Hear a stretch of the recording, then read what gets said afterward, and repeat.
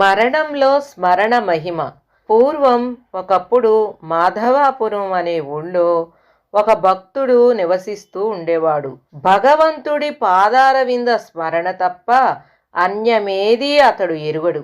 అదే తన జీవిత లక్ష్యంగా జీవిస్తున్నాడు. ప్రతిరోజు పూజ, పునస్కారాలు, ధ్యానం, ఆధ్యాత్మిక చింతన వగైరా సాధన అనుష్ఠానాల చేత తన జీవితం కడతేరే మార్గం చూసుకుంటూ ఉండేవాడు.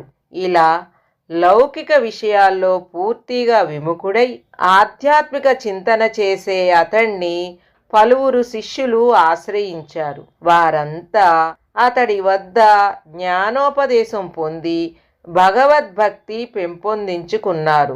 ఆ శిష్యులకు అతడు మార్గగామి అయి జ్ఞాన గురువుగా మసులుకోసాగాడు. ఆ గురువు తాను తలచినదే చెబుతూ చెప్పినవే చేస్తూ త్రికరణ శుద్ధిగా ఆదర్శప్రాయుడై వెలుగొందసాగాడు. ఇలా ఉండగా ఆ భక్తుడికి వృద్ధాప్యం పైబడింది. తన ఆయుష్ ఇక పూర్తయ్యే తరుణం సమీపించిందని గ్రహించి తన మరణం కాశీలో జరగాలని కోరుకున్నాడు. శిష్యులు గురువుగారి కోరికను ఎరిగి ఆయన్ను కాశీక్షేత్రానికి తీసుకొని పోవడానికి నిశ్చయించుకున్నారు. గురువుగారి దరిని చేరి, గురువర్యా, మీ ఇష్ట ప్రకారం కాశీక్షేత్రానికి మిమ్మల్ని తీసుకొని వెళతాము, దయచేసి అనుమతి ఇవ్వండి అని వేడుకున్నారు. వృద్ధుడైన ఆ గురువు శిష్యుల మాటలకు సంతోషించి అందుకు సమ్మతించాడు. అదే తమ భాగ్యంగా భావించి శిష్యులు పల్లకి ఏర్పాట్లు చేసి దాంట్లో మెత్తను అమర్చి గురువుగారిని ఆసీనుణ్ణి చేసి కాశీకి బయలుదేరారు.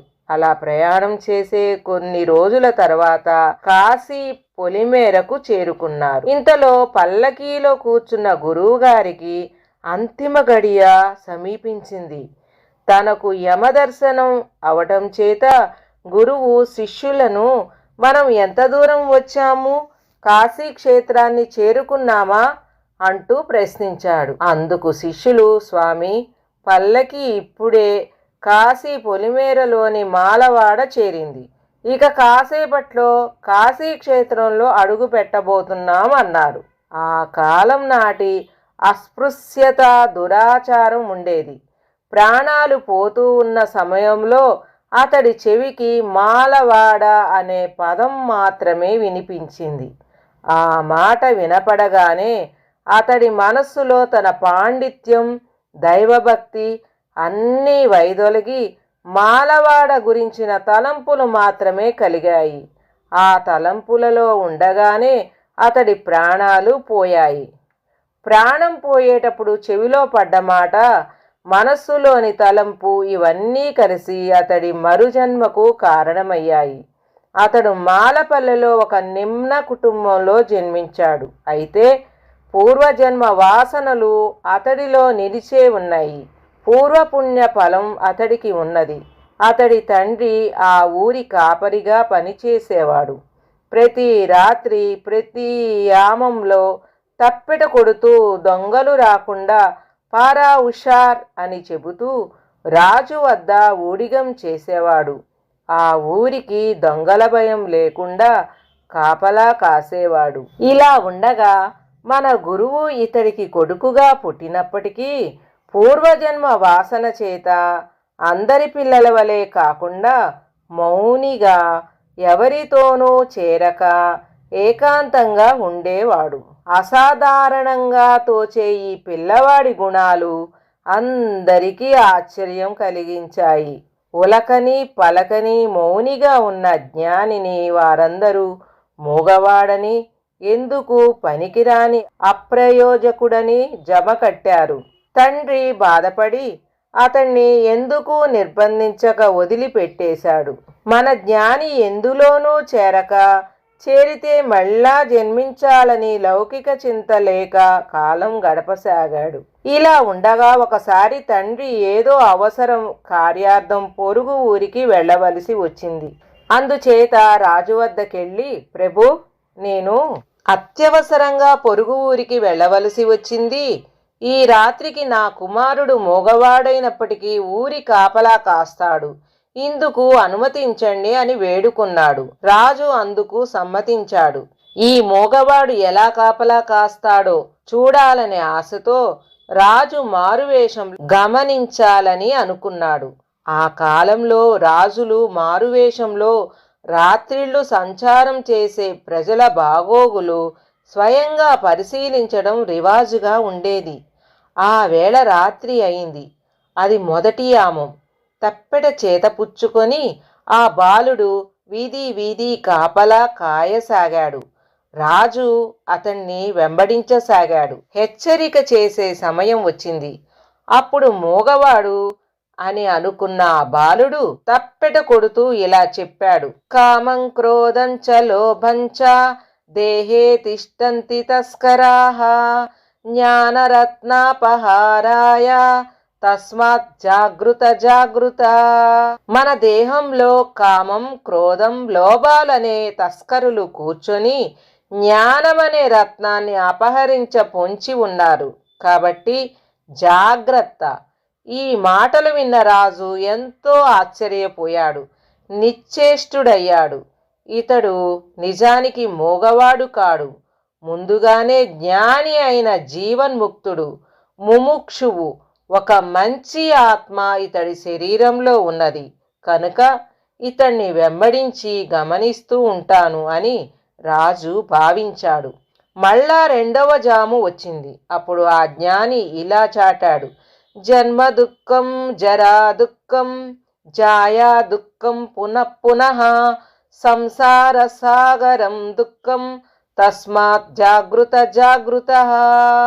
పుట్టటం దుఃఖం, చావటం దుఃఖం, జరా భయం దుఃఖం, సంసార సాగరం దుఃఖం, మళ్ళా మళ్ళా వచ్చేవి కాబట్టి జాగ్రత్త అని హెచ్చరిక. ఈ శ్లోకాన్ని విని రాజు పరవశుడైనాడు. తృతీయ యామం వచ్చింది. మాతా నాస్తి, పితా నాస్తి, నాస్తి బంధు సహోదరః, అర్ధం నాస్తి, గృహం నాస్తి, తస్మాత్ జాగృత జాగృత.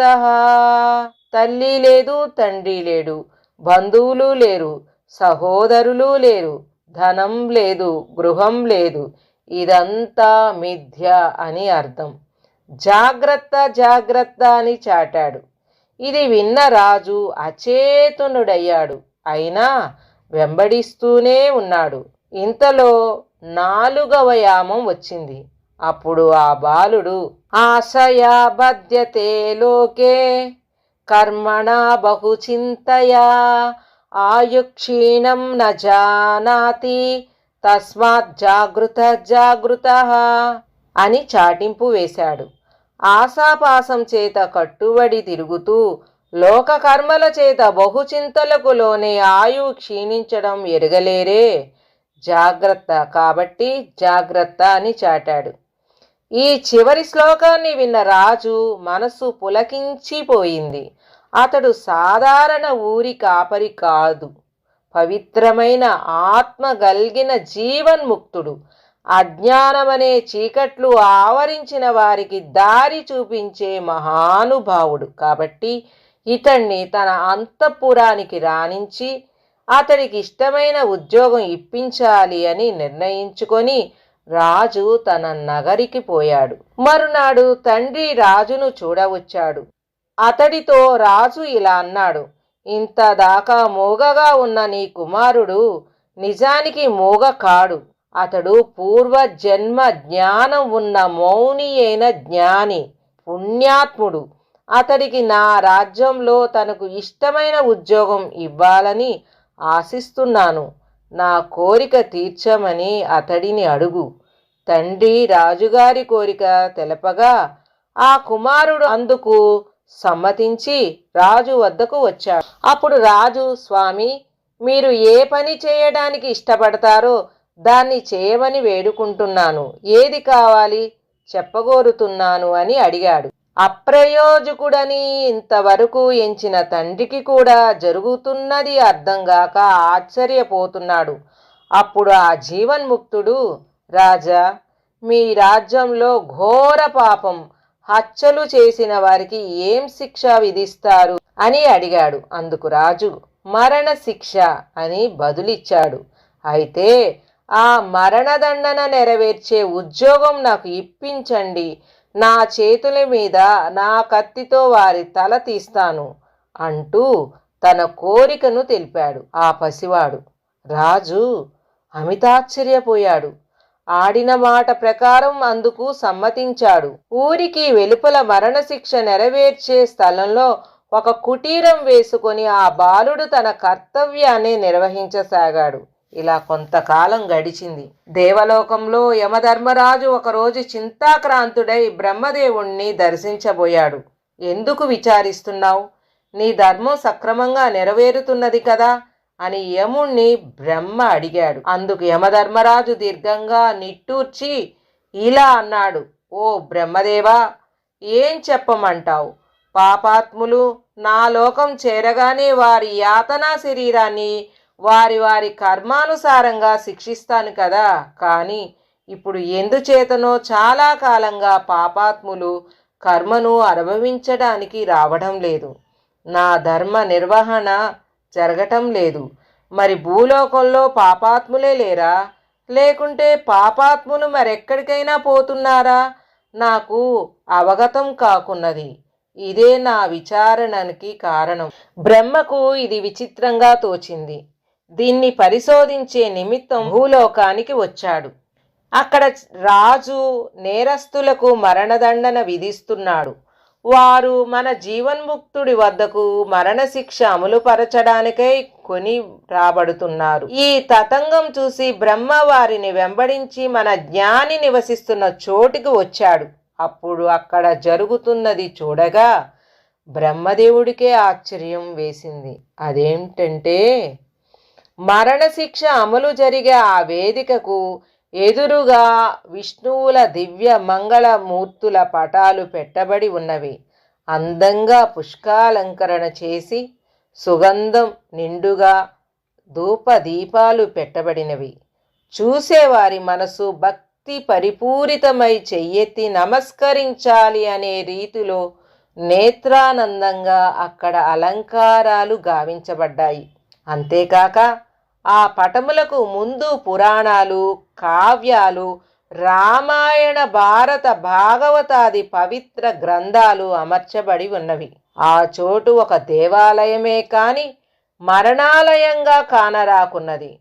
మరణశిక్ష విధింపబడి కొనరాబడిన వారికి ఆ జ్ఞాని తన తల తీయడానికి మునుపు ఆ పటముల ఎదురుగా వారిని నిలబెట్టి నమస్కరింపజేసి వారి మనసు అర్థమయ్యే రీతిలో నీతులు, భగవంతుడి నామమహిమ సంకీర్తనం మధురంగా చెప్పుతూ ఉన్నాను. అతడి మాటలు ఆలకిస్తూ వారు తమ మనస్సు మరచి తనువు తన్మయమవుతున్న తరుణం చూసి వారికే తెలియకుండా వెనక ప్రక్క నుంచి వారి తల ఖండించేవాడు. అయితే ఆ తల తెగుతున్నప్పుడు వారు మైకంలో ఉన్నట్టుగా గుర్తించలేకపోయేవారు. దైవనామ సంకీర్తనం చెవుల్లో పడేటప్పుడు వారి జీవాలు పోవటంతో వారి మనస్సు ప్రక్షాళమై ముక్తి పొందేవారు. ఈ తతంగం అంతా చూసిన బ్రహ్మదేవుడు ముగ్ధుడై మన జ్ఞాని ముందు ప్రత్యక్షమయ్యాడు. బ్రహ్మను చూడగానే జ్ఞాని సంతోషంతో నమస్కరించాడు. వత్సా, ఎవరూ కనీ విని ఎరుగని రీతిలో మరణదండన ఇలా నెరవేర్చడంలో అంతరార్థం ఏమిటి? ఎందువల్ల ఇలా చేస్తూ ఉన్నావు అని బ్రహ్మ జ్ఞానిని అడిగాడు. అందుకు అతడు వినమ్రంగా బ్రహ్మతో ఇలా పలికాడు. ఓ బ్రహ్మదేవా, మీకు తెలియనిదంటూ ఏదైనా ఉంటుందా? నా గత జన్మలో మరణ సమయంలో దైవ నామస్మరణకు బదులుగా మాలపల్లె అనే పదం, ఆ తలంపులు నా చెవుల్లో పడటం చేత అదే చోట మళ్ళీ జన్మించాల్సి వచ్చింది. భగవానుడు గీతలో ఎంతటి క్రూర కర్ముడైనా ఎవడు మరణకాలంలో నా నామస్మరణ చేస్తాడో వాడు నా సాన్నిధ్యం పొందుతాడు అని సెలవిచ్చాడు కదా. కాబట్టి సులభోపాయంలో వీరినందరినీ దైవనామస్మరణతో ముక్తులను చేయదలిచాను. నా అనుభవం ఒక పాఠమైంది. అంతా విన్న బ్రహ్మదేవుడు పరిపూర్ణ సంతృప్తి ఆనందాలతో అతన్ని ఆశీర్వదించి సత్యలోకం చేరుకున్నాడు. మరణకాలంలో సచ్చింతనతో ఉంటే అలాంటి పుట్టికే లభిస్తుంది, లేక ముక్తి లభిస్తుంది. అంతేగాక ఏ చింతన ఉంటే అందుకు సంబంధించిన పునర్జన్మ కలుగుతుంది. కాబట్టి అంత్యకాలంలో భగవన్నామమే పరమ ఔషధంగా పనిచేస్తూ ఉంది. నామస్మరణే సులభోపాయం. ఆ నామస్మరణ అభ్యాసంతో అలవడుతుంది. కనుక మనమందరం నామస్మరణే ధన్యోపాయంగా చేసుకొని కడతేరే మార్గం చూసుకుందాం కాక. ఫ్రెండ్స్, మన భక్తి మోటివేషనల్ ఛానల్లో రామాయణం, మహాభారతం, భగవద్గీత గురించి ఇంకా మనకు తెలియని ఎన్నో పురాణ కథలు మరియు ఆసక్తికరమైన విషయాలను తెలుసుకోవడానికి భక్తి మోటివేషన్ ఛానల్ని సబ్స్క్రైబ్ చేసుకొని షేర్ చేయండి మరియు లైక్ చేయండి. Thanks for watching.